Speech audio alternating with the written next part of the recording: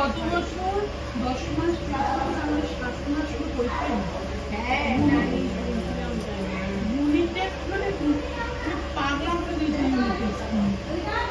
বাচ্চাগুলো আর surprise test নাকি এরকম ছিল না সারপ্রাইজ টেস্ট বলেই নিয়েছে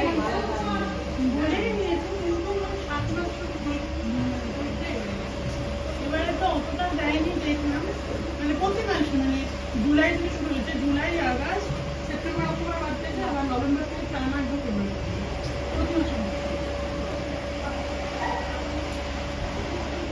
শেষ করতে পারছি না আর কোথাও যাওয়া তো দূরের কথা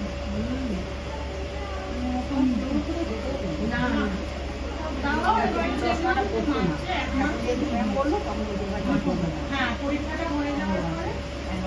হ্যাঁ বাইরে সকলকে হ্যাঁ